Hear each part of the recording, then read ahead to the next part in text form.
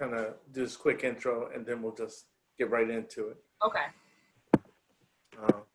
It'll be painless, hopefully fun.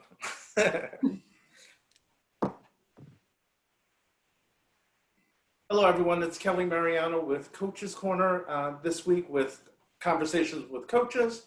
We're speaking with Jasmin. Is it your last name is Flowers? No, I go by Jasmin the Flower, but my last name is Jasmin Porter. Okay. See, I got your last name all jacked up too. I'd be calling you Jasmin Flower. I probably would introduce you that way. So, how you doing today? I'm doing good. How are you? Good. So, the first thing I'd like to do is start off with kind of the basics. So, just tell us who you are, not necessarily from a professional standpoint, just, hey, if you were introducing yourself to someone. All right. You Well, may include that if you want. my name is Jasmin Porter. I am a wife. I'm a mom. I love to write children's books, and I'm a life coach, as we're here today talking about. So, that's pretty much it. Okay. So, you say you're a wife and a mom. Mm-hmm. So, how old are your kids? Let me ask that My question. kids are 12, 11, and 5. 12, 11, and 5. Oh, took a little jump there. People talk about me with the jump also because I have a 31-year-old, a 9-year-old stepdaughter, Mm-hmm. and then a 2.5-month-old. Oh, okay. So we're definitely running the gamut here. Yeah. So tell me about how you got into coaching. Well, I've worked as a certified nursing assistant for a number of years, 10 years actually to be exact. And I knew that I wanted to help people more on a deeper level. My intention was to become a registered nurse, but that didn't work out for me, which is bad because I found my true purpose. But yeah, so I knew that I wanted to help people on a more deeper level. Mm-hmm. And when I think I came across Iyanya Van Zant. Oh, yeah, okay. Yeah, and I'm like, okay, she's a life coach. Maybe I should check into that. That was like 2 years ago. And then I finally went to school for my bachelor's degree in psychology. And then like everything started to come together, life coaching, me really being fascinated with the mindset and things like that. So that's when I firmly felt like I was to become a life coach. Okay. That's cool. I like when there's a mix of the psychology and coaching. Someone I was talking to last week, you might know her because I think she was also referred to me by Rez, but she's a clinician, right? In psychology or what have you, as well as a coach. So I was like, yeah, it's such a powerful mix because people. I mean, probably better. Well, you definitely know better than I do, but because you're a life coach.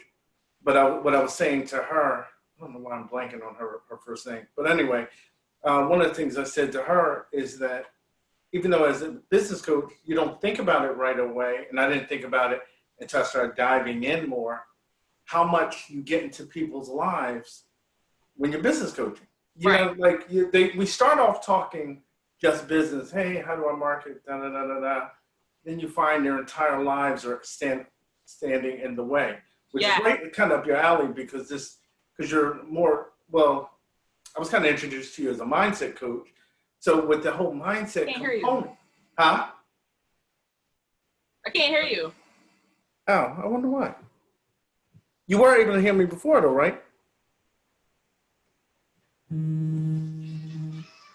Okay, I can hear now. That's weird. I wonder what it was.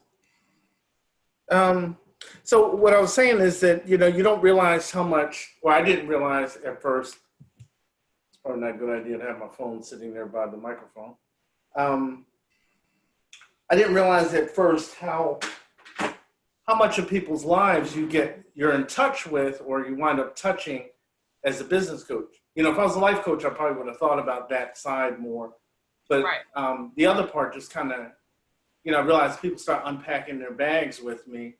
Sometimes not intentionally. They're just talking about life. Or they'll be talking about why something didn't happen, why they didn't get something done. And you start realizing they're just in their own way. And, I started off when I started coaching, it wasn't really intentional. It was, some people were asking, I'm married now, but I was married before to obviously someone else.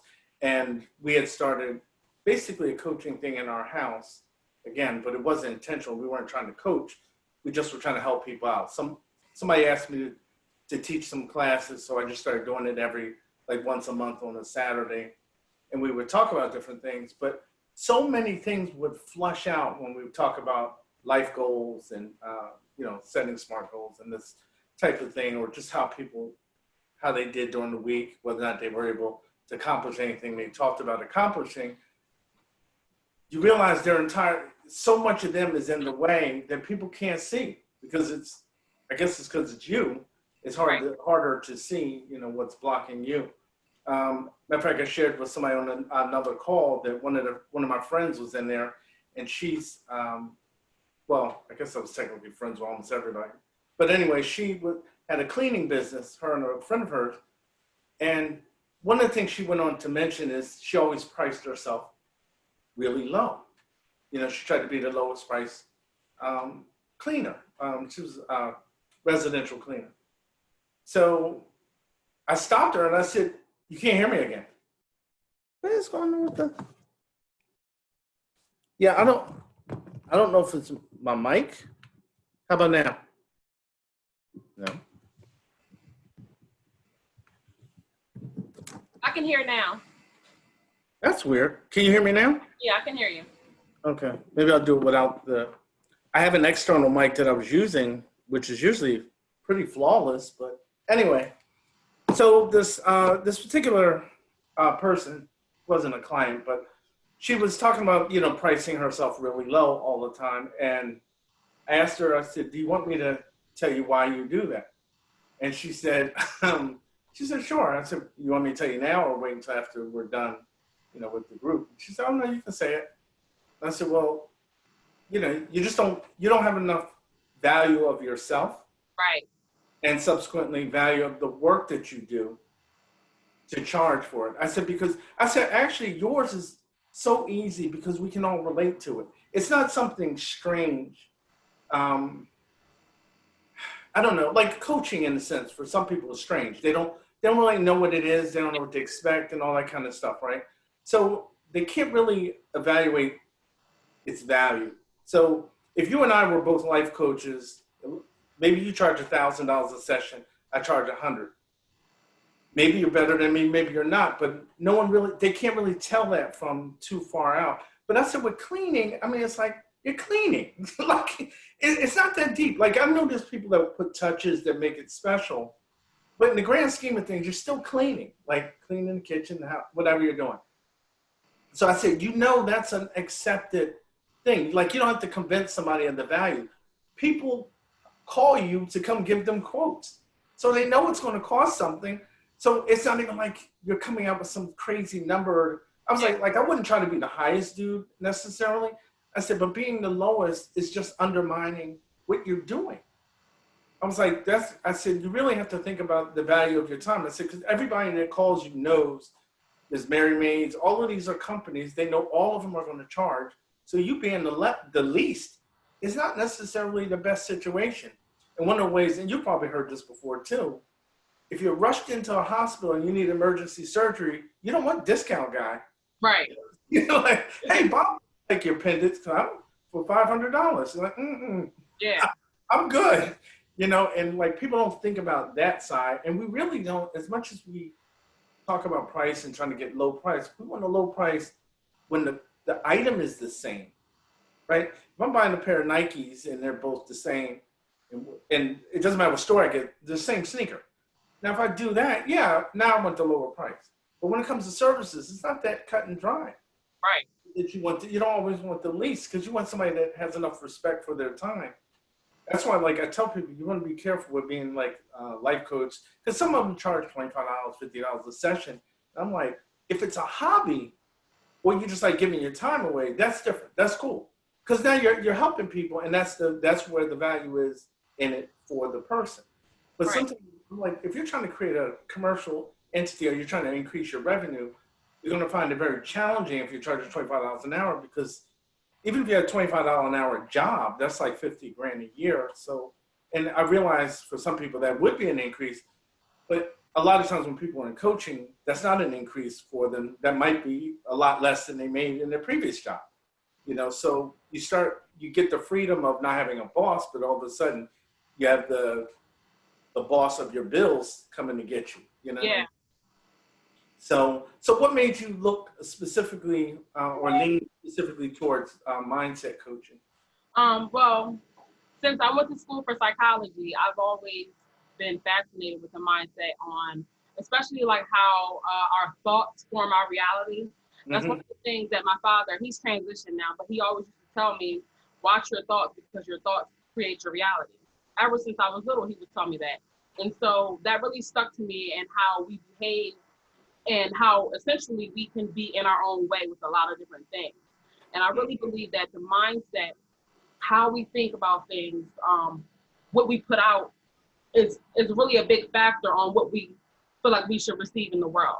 Mm-hmm. So, a lot of that also comes from people's upbringing. If people had like a traumatic experience or multiple traumatic experience growing up, those thoughts, Exactly. those impressions are always embedded into their subconscious mind. It is not Mm-hmm. until we do the work to reprogram our subconscious mind where we really can see the beauty on the outside. So, Exactly. yeah. Yeah, I think one thing that's interesting, a friend of mine, I don't really coach her, but we kind of would meet every week or so and just talk through some things. And one of the things we talked about was motivation. Mm-hmm. And Zig Ziglar, or you remember him? Mm-hmm.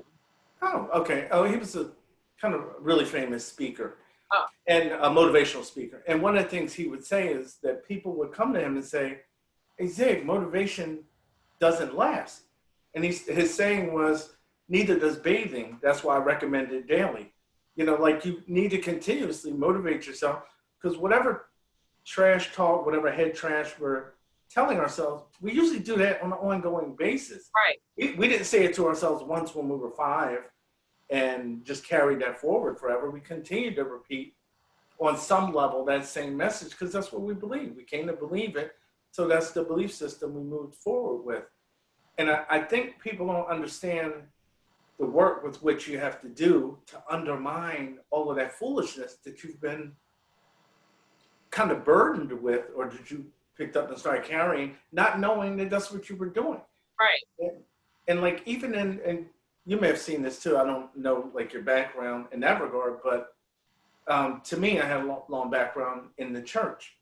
Now I'm a believer. I'm still on that side of the equation. But what I did find over time is that when you really start looking at some of the things that you taught that were church stuff, but not necessarily biblical, like I had to start challenging some of that. I was like, it's not what the Bible says. Like, like even when people talk about about money or wealth, right? A lot of Christians have a problem with wealth. They want more money. They want the Lord to bless them with it, but they kind of want it to come out of the air so they know it came from God. Like it just like man that fell from heaven. They just want walk in their living room one day and there's just cash there and they pick it up and take it to the bank, I guess. But I was like, that's not how that works. I was like, even the Bible says God gave you the power to get wealth. I was like, so if he didn't want you wealthy, why would he tell you he gave you the power to get wealth? I was Right. like, that doesn't make any sense. But the problem is when it's taught from a slant of people that were always poor, believe that you're supposed to be poor and all that kind of stuff, that's all they can teach you, right? That's all they know. So that's how it's coming at you. And then you got to try to filter that crap out of your head. Mm-hmm. But you don't even realize how deep it runs until you go to do something. You go, oh, snap. Like, there's a significant problem there. So yeah, so that's why I think the mindset thing. I was telling one of the coaches that the mindset part is the thing I had to come to realize that I have to address on some degree pretty early in our coaching.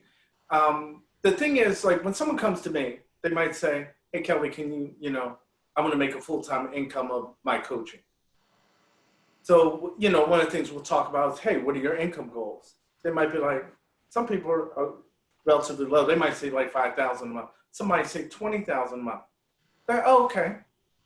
But now when we're talking about it, sometimes people will give an indication as to what that number really means to them.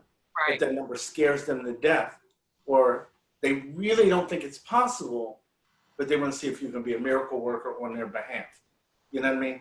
So then you got to deal with that. But because they're focused on the goals, I got to come in kind of the back door and say, listen, you know, and start just taking them down the road of mindset without, I don't necessarily get into this is what I'm trying to fix unless they directly unpack something in front of me. You know, if they let me know or I already know you have a problem with money or, you know, spending money, whatever it is, you got to hang up around money.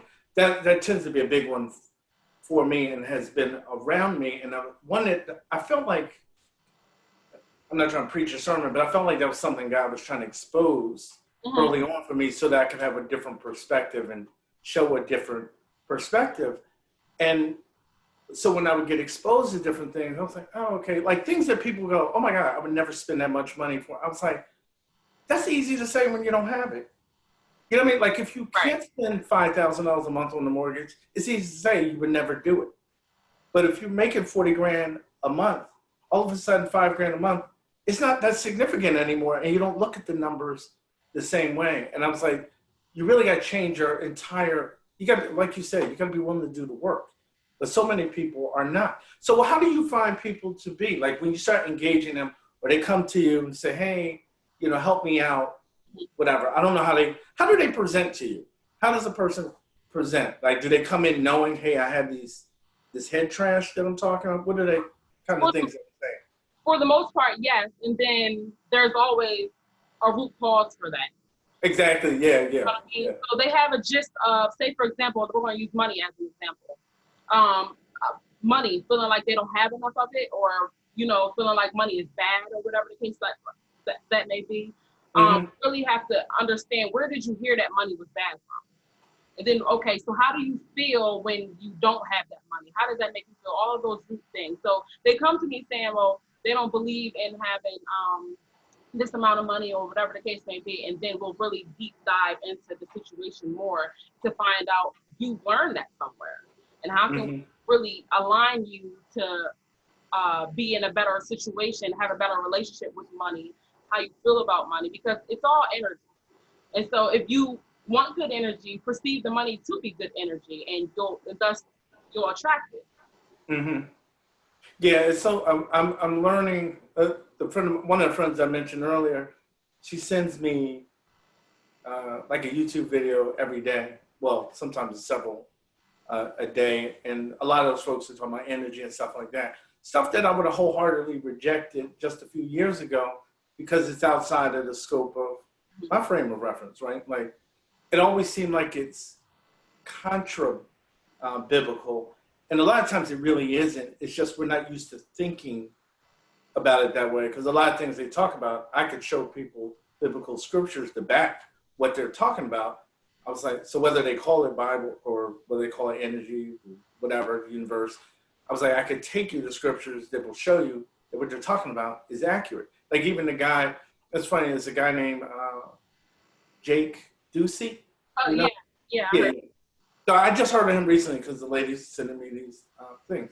So anyway, he mentioned the scripture that I haven't heard many, I don't know if I've ever heard anybody preach on it, but there's a scripture, there's a scripture where Jesus makes a comment, they were upset with him for referring to himself as being like God, right? Or being God's son. And he said, why are you upset? And he was like, isn't it written that it says you are all gods? And I was like, so I'm a curious person and I'm a teacher by nature. So I went and looked it up. And in the book of Psalms, it says that. It talks about it. Now, I didn't go back I did look at it back years ago. I don't remember what was around it, right? Like the context. But when he quotes that, I was like, man, I didn't realize that was a quote when he was saying, he said it was written, but I didn't realize it was something I could go read myself.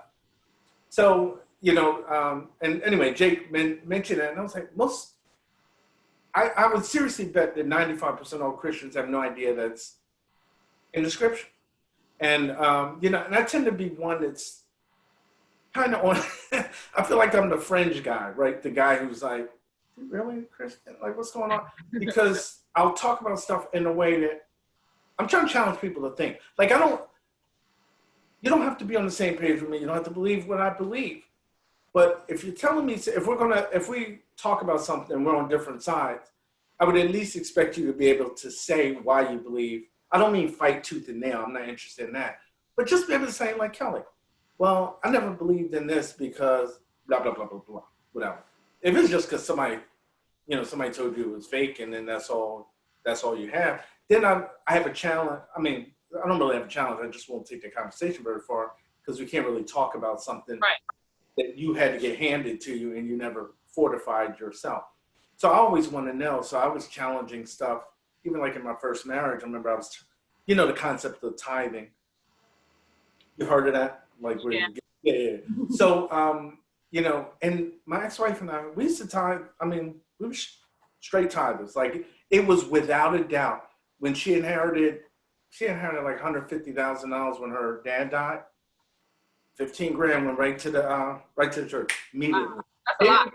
It wasn't even, oh yeah. It wasn't even something we didn't even need to talk about it.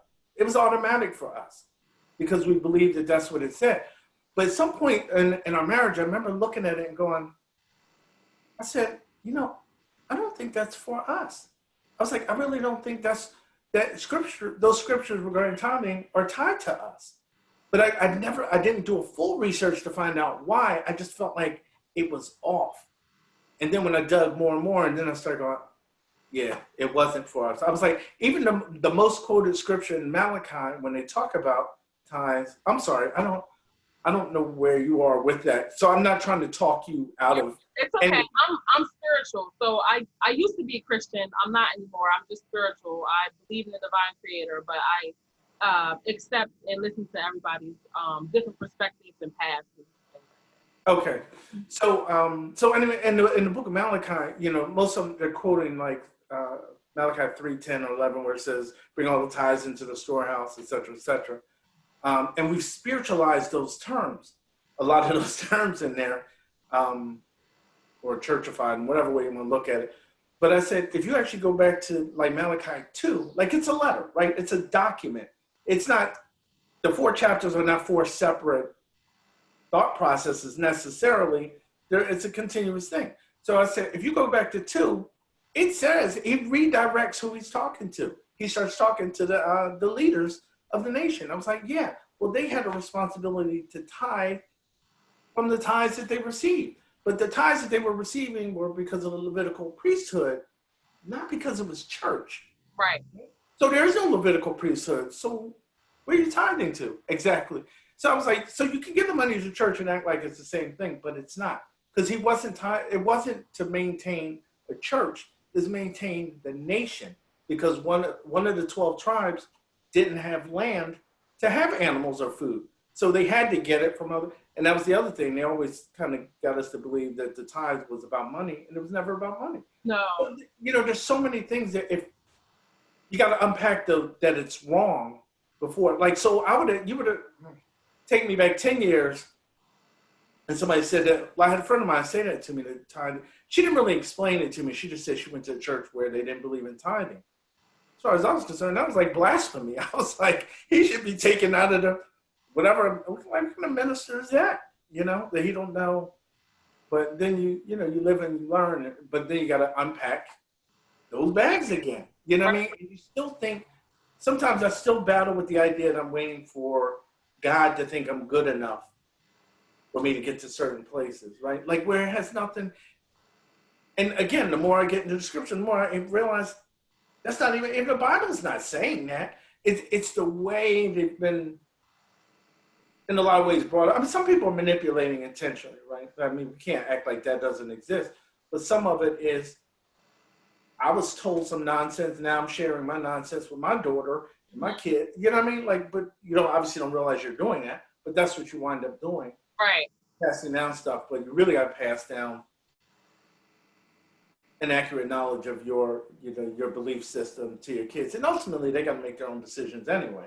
But, you're trying to give them some foundation to work with. So anyway, but all I like to say, I'm definitely thrilled with the whole idea of the mindset coaching. And I was looking at your pricing, and I I haven't discussed pricing on any of the recordings because I'm only mentioning the words because it happens to be on your website. So I was like, man, that would actually even be good in some ways.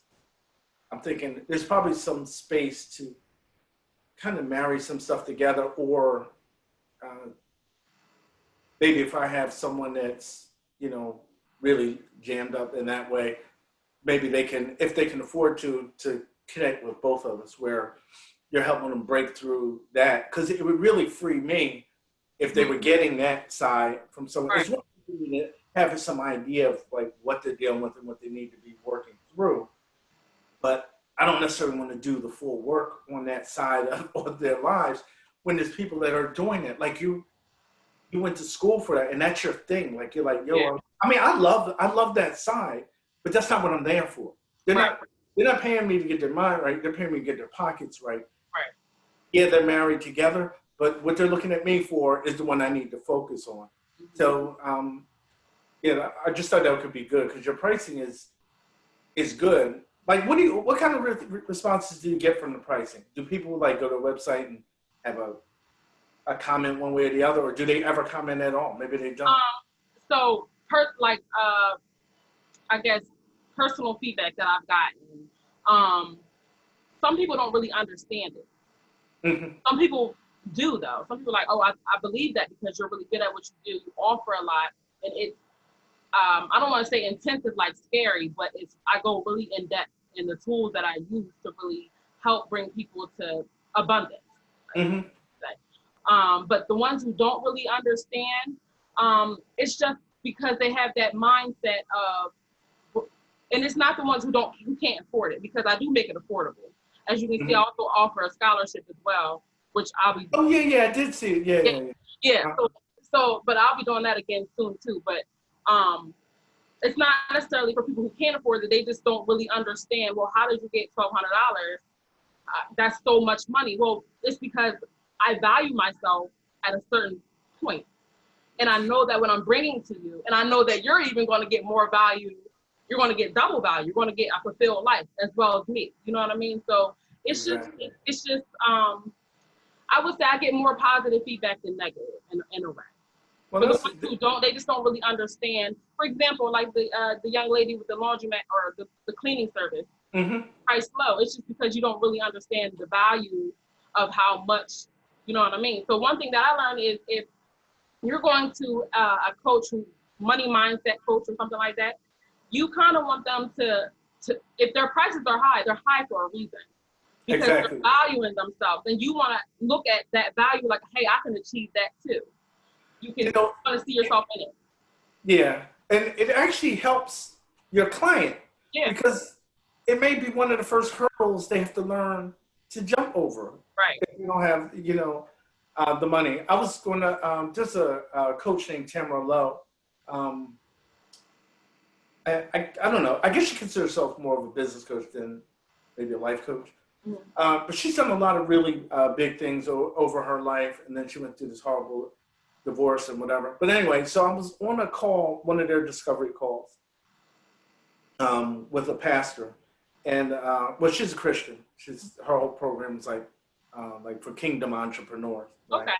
So I'm talking to this pastor, and he said, listen, I'm going to tell you about the program, and such, and I'm going to tell you about the price, and then I'm going to give you some directions on what to do about that, or give you some guidance. So we went through it, whatever, and when he got to the price, he gave me a scholarship. Now, the thing is, because I understand how scholarships can work, I didn't know if it was a legit scholarship, or was it just, like, is it a scholarship he gives everybody, right, or was it a scholarship he felt inclined to give me? In some ways, it doesn't matter in the grand scheme of things, because to me, whatever number you give to me is the number. That's the number I got to work with. I can't say, well, you gave Cousin Pookie this price, and you're not giving it to me. So, but anyway, so the program was like $12,000 for the year, and they discounted it down to $6,000. Well, I didn't have $600. I didn't have $60 in my account probably at the time. So I was like, so the guy said, listen, he said, before you let that number sink in too deeply, he said, what I want to tell you is, he said, I want you to go just pray about it. They won't let you sign up that day. If I had 20 grand in my account, they wouldn't take the money then. He was like, she just refuses to take the money first. That she wants you to feel like Yeah. that's what God wants you to do. Right. If you don't feel like that, then she don't want you in the program, regardless of how much money you have. So, they sent me a way to do that. But he said, what I want you to do is pray outside of the money. Don't worry about how that's going to happen. Don't sit there and try not to let that emotionally challenge you to find out if that's what God's saying to you. Because some people just get scared. So anyway, I really felt like that's what God wanted me to do. I was like, I didn't know where the money was coming from, but I was just like, I'm just going to believe God. Like, it's not like the money is a problem from a God perspective, right? And I think a lot of times even Christians, I shouldn't say even, but Christians forget that too. God's not limited to you. In reality, I mean, whether you call him God, God energy, or whatever you call God, in there, your boy Jake says it all the time. He's like, he's quoting somebody else, but he was like, you don't get wet from the word water, right? Like that's not how that works. So it's not a hang up in the term, but we definitely, as Christians, have a hang up in that term and what you call God and all that kind of stuff. But we also have a hang up in what we think he's willing to do or not do, and how he's trying to evaluate everything we do to make sure we're good. And, like he's Santa Claus on steroids, right? Like he's looking to see if we're naughty or nice and then going to beat us down for that. And I was like, I'm not sure that that's what he's trying to tell you, at all. But anyway, so what I did, the guy told me that, when I came back and told him the next day that I believe that's what God wanted me to do, he said, he read a scripture to me and then he said, God will provide. If he's leading you somewhere, he's going to provide for you. He said, so you just need to let him do whatever that is. He said, I'm going to tell you what some people have done. He said, some people had stuff that they own that they felt like they could sell. And that's how they raised some of the money. Okay. He said, some people they know have had old cars that they weren't driving and they sold those to raise the money. And he said, then some people just have people come out of the blue and just give them the money. It was like, so it happens all kinds of ways.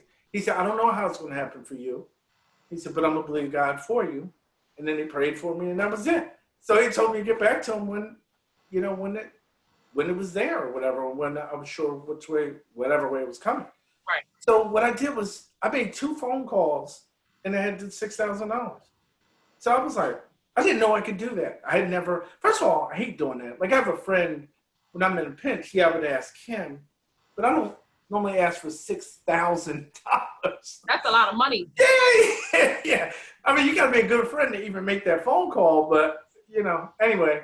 So he wasn't able to do it, but I think he was able to probably do 1,000, but I was trying to get it all because 1,000 was nice, but it wasn't close enough. If I was like 5,500 and I was like 500 short, maybe I could have negotiated with them on some level to drag it out.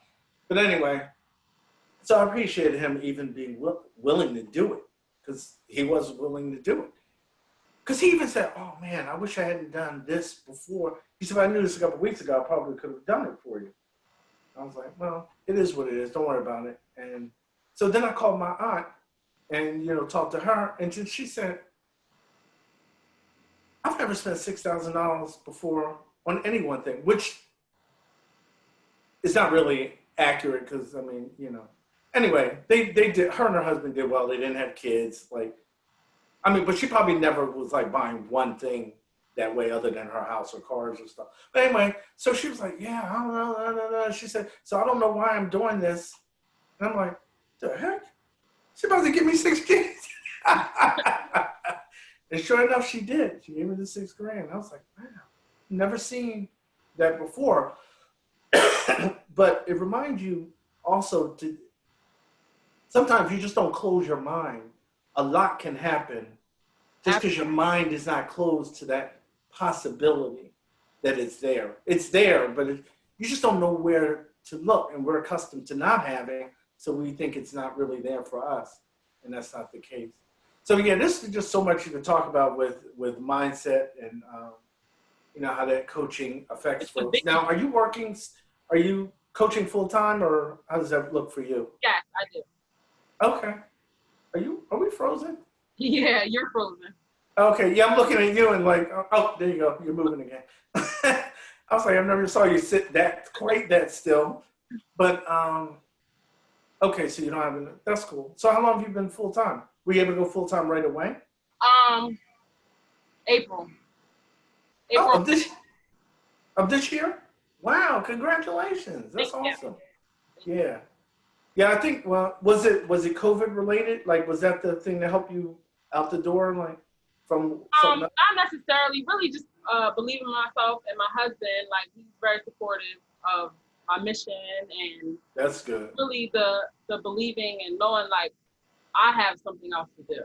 I have another mission to fulfill, and stepping out on that faith is what. Yeah, that's an interesting dynamic too, because a lot of people don't understand when you start talking about stuff like that. All they know is 9 to 5. That's what Yeah. you do that until Jesus comes to get you or whatever, or whoever someone believes. But you know what I'm saying? Like they don't think about, no, I'm gonna go do this. And I'm willing to go do this you know what I mean? Like I'm willing to go all in. All in. That's what it. Yeah, I yeah. think that's what it takes to become your greatest version. Practicing, going all Exactly. in, especially knowing that your value. You're set here to do so many different things, and really focusing on what you love and what you truly dream to do. And so Exactly. that's like that was my one of the motivation things that I had to practice. I still to this day I practice. Oh, that's good. Mm-hmm. So tell me tell me about your ideal client. Who's your ideal client? What does that look like? So generally, I coach women, but I accept men as well.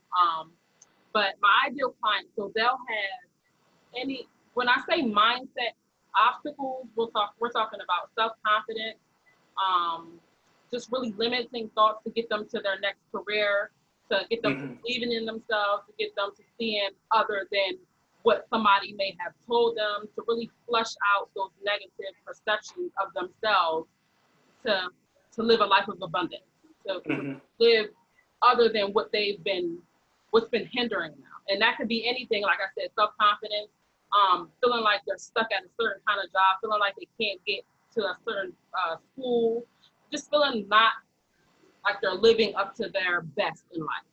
Mm-hmm. So what was I going to ask you? Oh, so how do you coach? Is it all one-on-one or?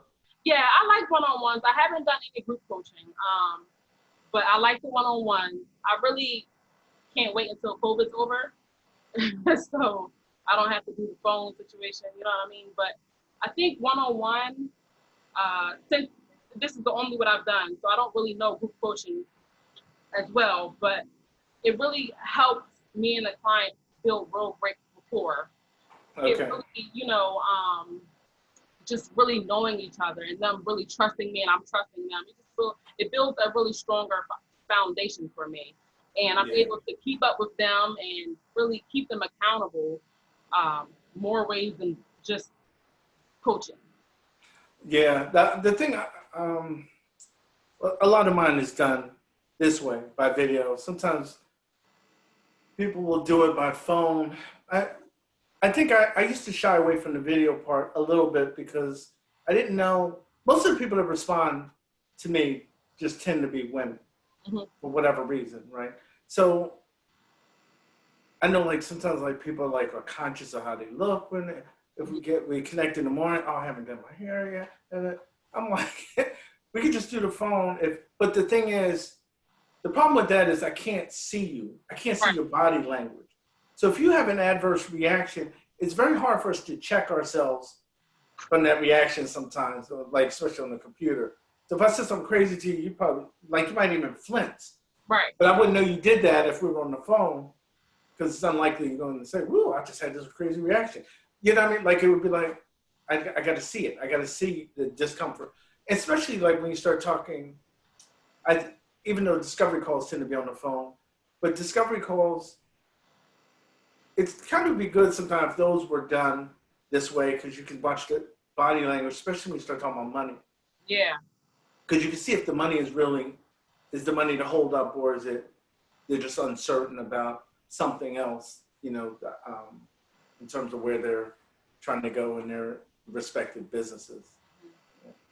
So that's cool. But yeah, I could definitely see you being able to do the group coaching thing because it's just it gives you the capacity to spread out more, Yeah. because obviously eventually you run out of hours to one-on-one coach, which might be fine. Like, because I'm not, you know, I have no idea like what level of finances you're trying to reach for, or even, well, I know what you charge to some degree, but like I don't, you know, I don't have that level of knowledge to know whether or not you're anywhere near limits. But if you came to me and you said, if we were having a discovery call and you called me for a discovery call, that's what I would be trying to find. So if you said, Cal, you know, next year I'm going to do $250,000 a year, one of the first things I'd probably tell you would, well, I don't, yeah, the first thing would be I would have, generally speaking, we adjust the price. We usually take people's, because like some people consider premium pricing anything over 2,000, 2,500 Right. for a package. It doesn't matter how it's spread out, right? Like you could spread it out in payments and all that kind of stuff. You just want to know what the value of the client is. Obviously, they have value as human beings. So the money doesn't set that. But for the sake of what we're talking about, we need to know that. We need to know the numbers. So, you know, so if that's what you're trying to do, like, well, you know, do you ever want to see your husband again while you're making that money? Because that might determine. Right. You know what I mean? Like if you're like, oh no, we like a lot of free time. I don't work 3 days a week. Da da da da da. Now we got to change something, right? Like you got to have a different model to do it. You can still do it. You're just not going to do it in that. It's very difficult, let me put it that way, to do it in the one-on-one model without either very absorbent prices or something, because something has to give. We only set number of hours, set number of slots, all that kind of stuff, and we can't set unlimited prices. I mean, I guess conceivably you could, but realistically, I'm probably not going to bring a client on for $100,000 a month, right? Like there's people that do that. Yeah, probably like Tony Robbins or something. Exactly. Yeah. They're doing it. Even Dean Grazioso, he does that too. Like a lot of money. the other people, yeah, have single clients paying them 7 figures. I was like, man, it'd be cool to be on either side of that. You'd be the one that can write the 7-figure check. Right. So, Tony, thanks a lot. But anyway, so those are the types of things we're always trying to figure out or think through. When I'm talking to somebody, it's always just interesting because you're like, oh, if they were trying to get here, they'd have to do this, this, and this. But it definitely, one of the coaches I work with, he's averaging about $400,000 a month, right? And he was like, yeah, you can't do that one-on-one. He was like, he said, when you talk about getting coaches to 6 figures a month, he said, you have to incorporate some degree of group coaching. He said, you don't have anywhere to put them. He said, after, 10, 15 people, you'd start wearing the person out. If they're doing like hourly and so forth and every week and all that kind of stuff. So, and I've seen people work around that too. Like Tamara Lowe I mentioned earlier, when she coaches, she charges $1,000 a month, but she doesn't even talk to you. She's not talking to you every week. She's talking to you once a month. Yeah. Yeah. I was thinking about that too, because the client that I coach now, we're on every week. Uh-huh. And I'm like, one of the weeks is like reflection, so we're not doing any like anything, any homework or anything. But I'm like, maybe I should reduce. If I'm not going to do 4 times a month on the phone with you, then it'll be 3 times. Or, you know what I mean? Just because life still happens, people still need a resting. People still need time to think about everything that they've been talking to you about. Exactly. So I don't want, like, I was thinking about that too. Like, I don't want to cram, but like we're cramming everything. Or maybe even reduce the amount of time, because my sessions run from 60 to 90 minutes. So maybe some weeks we'll do even probably like 30 minutes, 45 minutes, something like that. Yeah, I think there's the other thing too, like in some of the group coaching sessions when they're talking, like if the other person's not dealing with anything in particular, they might just be in listening mode. So it's maybe a little less wear on them. But the other thing I thought about is the model where if you're doing a lot of one-on-ones, if I coach the person every other week, right? If I did it every other week, that means I could probably double my numbers, right? Because whatever I can accommodate in 1 week, I can now do it every other week. That pair is set for every other week. So I was like, oh, that could work. But then when I heard Tamara say that she'll do it once a month, because she was telling people you could do 6 figures with 12 clients and that's it. Like that's all you need. 12 $1,000 a month clients, and that's $144,000 a year. you forget that it can be that simple. Now, of course, it's simple for her because she's been doing this kind of stuff for a long time. You know what I mean? Like she rolled out a coaching program. She did 6 figures in a day. Wow. Yeah, she did it all one day. And the funny thing is, she said, I sold a program that I had not yet developed. Yeah. I'm like, how y'all doing it? Yeah. Well, she did the same thing. She's a New York Times selling author. She said, I sold 10,000 books before I wrote the first paragraph. Right. So, like, whole different mindset, right? We're all accustomed to people writing books and they go out and scramble to try to sell some, and she out there on some other stuff. But it's always just a reminder that you can do it too, because she's not superhuman. She just figured it out, and like we're figuring out. And the whole thing is, that's what I tell people. A friend of mine, she's like, oh, like coaches, gurus, whatever, they charge so much money. I said, yeah, but I said, you have to think about what it costs you to get there slower. And I had a client that I would tell her that all the time too. Cause like before she was a paying client, she was like, she's a friend. So I was like helping her. And I was explaining to her, I said, listen, let's say there was an absolute top amount of money that you as a human being could make, whatever that in your business. Let's say, I'm a say it from a God perspective or whatever you believe, but from the perspective of this is an absolute. This has nothing to do with your effort or anything. Like your greatest effort will produce this number. So let's say that number was $50,000 a month, right? Let's say that's what your number is. And let's say you're doing $5,000 a month. So that's a $45,000 a month difference. So there's a level of know-how and stuff. It's usually not just, I just need to work harder, right? Just when you transform to that level of number, there's some stuff you don't know at the $5,000 level that people know at the $50,000 a month level to get there. So what I explain to people is, you can go teach yourself how to get to the $50K level, but if it only takes you 1 month longer to figure it out than it does with a coach, then it just costs you another $45,000 of what? And people go, when they really think about it, they go, oh snap, I never thought about that. I was like, yeah, exactly. I said, so it's not that your coach needs to be the most brilliant person on earth. They just need to be faster than you are. Yeah. If they're ahead of you, whatever they're charging, they're probably worth it because they're going to save you time. I've talked to people all the time when they're doing their coaching or you look at websites, I'm like, if they understood certain things about marketing, the entire website would be different. But they don't. So they're going to keep doing, people keep doing what they do. And I was like, like it's funny, this one girl that I coach, I was looking at, she's a web developer, and I was looking at her website recently, and I was like, she still hasn't fixed it.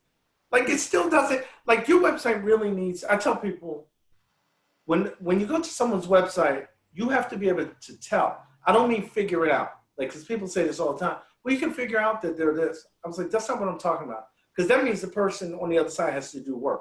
They have to use their minds. They're not interested in trying to figure out what you meant. So you got to say it to them as clear and concisely as possible. So when I hit your page, before I scroll down, I should know whether or not I belong on your page. Right. I got to know this is what she's going to do for me. This is what he's going to do for me. I was like, if you can't tell, they can't tell in 7 seconds, they're gone. They're gone. Yep. Yeah. So I was like, and that's why we lean people towards landing pages and stuff, because if they go to a landing page, if they're interested in what you do and you're offering a sample of what you do to some degree, they're probably going to latch on or at least give an email to find out what you're putting out, right? If they're interested. If it doesn't resonate with them at all, they're gone. But you don't want them there anyway because they're not really doing you any good in that sense. Right. If you just want to give them information, you can, when they cancel out your landing page, you can send that over to your website if you wanted to. So I was like, there's ways around that, but just make sure that you get a shot at connecting on a significant level. And that's why you got to let them know from jump. Oh, this is who I help. That's why, like if you go to my LinkedIn, it says I help coaches and consultants to do this. Because if this is of interest, then you probably should pay attention to what I'm saying. If it's not, that's cool. Because then we're not going to connect for that anyway. We can connect as friends, but not for that. We won't be connecting for that reason. So anyway, just sharing a bit of information because, we're always seeing where people could probably, do a lot more, with what they have. They just don't realize.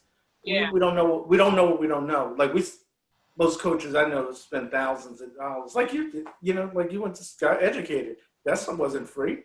They No. didn't say, "Oh, we'd like to just hand you a degree." Oh, thank you. That's nice of you. You know what I mean? That's not how that works. So it's like, we're doing the same thing. Yeah. We're just trying to bring value. One last thing. If you could, we were talking about this earlier, and we were talking about like people understanding or appreciating like your pricing.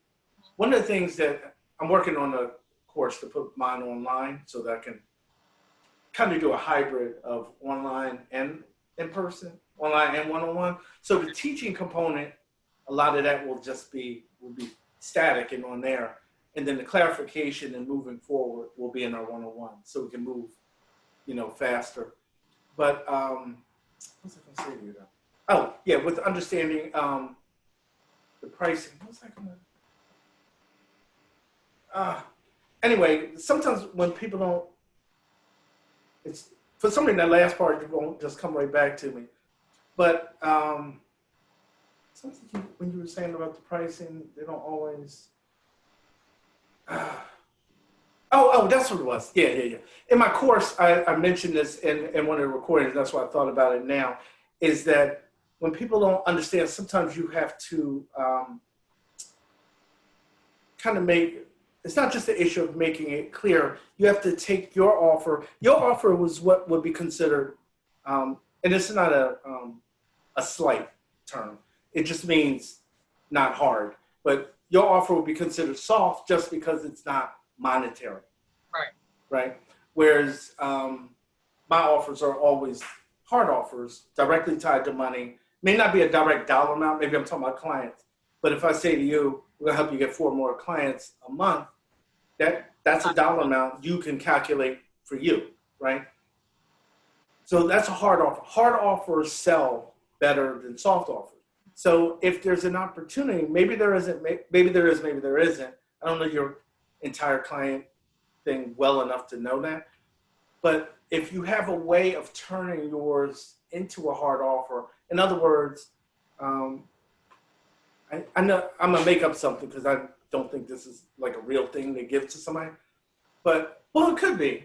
But if you were like statistically, people with I don't know how they would even define it that way. Statistically, people with higher self-esteem make 20% more salary than people that don't have good self-esteem.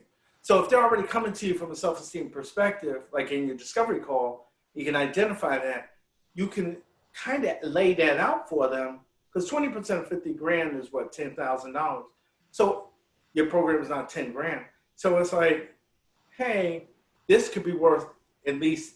I mean, you can't say it definitively, maybe, but you could say like this could literally be worth this much to you over the next 12 to 18 months, whatever the period of time is, right? So now if you have a, whatever, I remember the pricing, but I wasn't trying to put your quotes out there and let people go to your website to see that. But, like if it was my program and it was like, let's say like 5 grand, then, well, see, mine is easy, because, right? Because mine's already hard offer. So if if you were a client and you had a 5,000, let's say you had a $5,000 program, I only need to help you get 1 more client a month to pay for me. To pay my entire thing. And you only need that one time. But, like when it's not a hard offer, people like they were saying to you, they didn't really get it. You know what I mean? But if you could tie it to money, they can get that. Yeah. And it's really just about so it's about, for me, my program, really putting yourself, clearing those mental blockages, in which a lot of times for a lot of people it is finance, because they could be well off, they could be financially well off, but they may want more, or they may want a better relationship with money, whatever the case may be. But once we uncover those mental blockages, once we do the inner work, once we really feel the abundance, knowing that you're limitless, opening up your mindset to greatness, then I think their relationship, then it could be considered a hard, because exactly. Yeah, but see, well, now I deserve this kind of paying job, and I know that I can exactly, do stuff like that. Because exactly. the self-worth will go up. Yeah. So when you see opportunities that you can point out, don't like you have to. I know I'm not your coach, but I'm just giving you a bit of a pointer that don't assume that they're going to put the pieces together. Put them together for them. Right. So if this happens and this can happen, and then see, and then they go, oh, because like stuff we think, like I've heard a lot of people say that they're like, well, they can figure that out. Don't don't assume somebody's gonna figure out anything. Don't assume anything about what the person's gonna do. People assume because you put your phone number on your website that they're gonna call you. Right. I said, like if you watch like an infomercial, one of the things you know they're gonna say at some point during that infomercial is call now. I said, you know why they say call now? Because they want you to call now, like right now. I was like, it's not arbitrary for them to tell you that because they know when they tell you to call, people pick up the phone. That's how that works. So if it didn't work, they wouldn't be doing it. Right. And it's like, you got to realize that just follow, with something like that, follow their pattern. Give the people exactly what they want. Tell them how to walk that process out and make it simple for them because they need help. I mean, we're all helping people in some capacity. We're just helping them from different angles. And that's the way I look at it. That's why I help coaches, because I want to help coaches reach other people, because I'm helping you help people. You know what I mean? So tell us where people can find you, how they can connect with you, social media, website, what have you. And if you have anything, any upcoming, well, you don't really do group events though, right? So I'm actually, I haven't done one yet, but I have one that I'm creating. Like I'm brainstorming it and everything like that. So that one will probably be ready maybe August, September as well. Okay. Mm-hmm. All right. I wish it wasn't online, but you know, at the end of the day, you gotta work with what you gotta do. So okay. Yeah, as long as they get the benefit coming out of it, you'll be fine. Yeah. And so I'm sure you'll be fine with that. So where can people find you? So people can find me at well, I'm on Instagram as well. My Instagram name is Jasmin the Flower. So it's Jasmin JASMIN the _ flower. Okay. And on there you'll see like my children's book and my other ebook that I have as well. You can also find me on my website. It's jasmintheflower.com, and that's spelled JASMIN theflower.com. And yeah. Not with a Z, huh? Not with and not with an E either. I know a lot of people mistakenly. Oh yeah. I probably would have done that too. I may have done that. I may have done the Z and the E. I don't really remember. I was just trying to figure out, what I did that caused that problem. So, all right. Well, it was definitely a pleasure to meet you. Thank you. Please keep me informed when when you're doing things. I'll connect with you, on social media. Are you on LinkedIn also? No. Really? Okay. Okay. Is there a reason? I actually just found out about that like February, LinkedIn. So I haven't even really. You mean like just heard of its existence? As far as what people put on there and things like that. Oh, okay. The detail and things like that. Once I got certified, I think February this year. Oh, that's right. Yeah. So you didn't really. So people. Well, with LinkedIn, I just found I've always known about the name, but as far as what it entails. Yeah, I got you. Yeah. Yeah, it's a different animal altogether. So yeah, it's funny. You can tell people don't always get it because sometimes they get on there and they do stuff you do on Facebook. Oh, okay. And then you see like people aren't really responding to it. It's like because they don't know what to do with you because you're Facebooking on LinkedIn. Essentially, so yeah, I tell people just keep it professional. If you look professional, presenting what have you, you're usually going to be fine. But again, people don't, they put pictures on there that you wouldn't expect to see in the business. Like we shouldn't be in swimwear on LinkedIn. It's just that they don't go together. So anyway, but it's definitely been a pleasure. But like I said, keep me in the loop, and I'll keep my eye on you, see what you have. Going on. How are you doing overall from a let's say like from a goal perspective for Um, your year so far? If you set a goal, I don't know if you. yeah. So wait, can you repeat the question? How are you doing so far, like from a goal perspective on, hold on a second. I just want to stop it from recording that part. I wasn't necessarily wanting to do that.